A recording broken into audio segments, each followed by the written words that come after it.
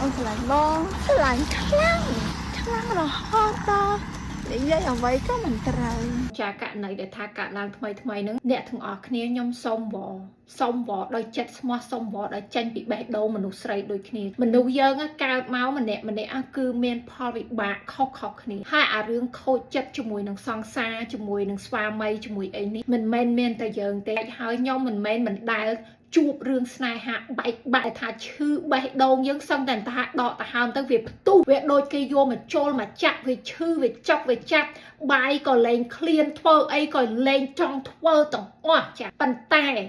យើងត្រូវតែមានការតស៊ូដើម្បីជំនះរឿងអាក្រក់មួយហ្នឹងនិយាយទៅខ្ញុំអត់ដឹងត្រូវធ្វើអីទៀតទេខ្ញុំគិតថាប្រហែលជាលោតពីលើស្ពានហ្នឹងវាជាជំរើសចុងក្រោយត្រូវមានកូនចិត្តមួយទៀតនិយាយថាចុះបើសិនជាខ្ញុំដើរចូលក្លឹបរំវិញចុះបើខ្ញុំដើរចូលវត្តសុំឲ្យលោកនេះចាពពោះទៅឬក៏ចាក់ទឹកឲ្យទៅយើងយកអាហ្នឹងមកនិយាយវិញកុំខ្មាស់គេថាយើងជាស្រីចូលក្លឹបរំពេលខ្លះចូលក្លឹបរំវាគឺជាវិធីដោះស្រាយដ៏ល្អបំផុតយើងព្យាយាមយ៉ាងម៉េចកុំនៅម្នាក់ឯងកុំស្ដាប់បទចម្រៀងសោកសៅកុំព្យាយាមញ៉ាំស្រាញ៉ាំអីអញ្ចឹងដោយប្អូនស្រីនៅក្នុងវីដេអូនេះអញ្ចឹងបើយើងស្ដាប់សំឡេងគាត់គឺគាត់ស្រវឹងទីក្រុងមួយហ្នឹងវាស្រស់ហើយវាស្អាតធម្មតាមនុស្សដែលស្រវឹងគឺគាត់មិនមែនជាខ្លួនឯងទេពេលខ្លះគាត់រវើរវាយដោយសម្ដីដែលគាត់និយាយនេះចឹងអ្នកទាំងអស់គ្នាមើលមកអាចគិតថាខ្ញុំគិតផ្លូវដោយសាររឿងស្នេហាប៉ុន្តែអ្នកទាំងអស់គ្នាអត់យកពីអារម្មណ៍ខ្ញុំពេលហ្នឹងទេវាឈឺរវើរវាយនិយាយទៅគឺធ្វើឲ្យបានតែធូរចិត្តហើយដល់ពេលចង់វីដេអូយើងបានលឺមានអូនស្រីម្នាក់ផ្សេងទៀតគាត់និយាយថាបាត់គាត់បាត់ហើយមិនឃើញគាត់ស្រីឲ្យជួយតើដល់ឥឡូវបាត់គាត់បាត់ហើយ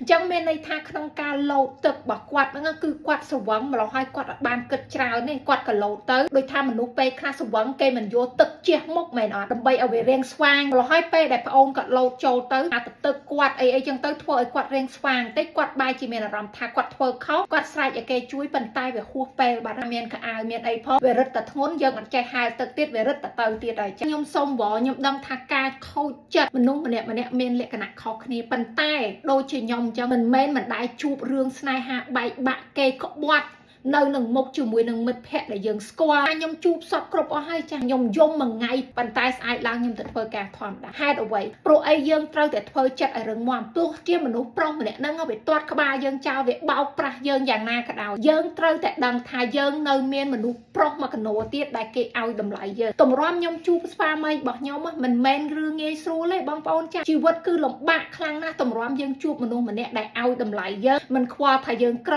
មិនខ្វល់ថាយើងអាក្រក់មិនខ្វល់ថាយើងមកពីគ្រួសារតោកយ៉ាកយ៉ាងណាគឺគេស្រឡាញ់យើងដែលពិតប្រាកដម្លោះហើយកុំអស់សង្ឃឹមក្នុងជីវិតនៅពេលដែលសង្សារទាត់ចោលទាំងយើងទាំងគេនេះគឺវាឈឺខ្លាំងណាស់ប៉ុន្តែយកអាការឈឺចាប់នឹងមកបង្ហាញពួកអាប្រុសចង្រៃអស់នឹង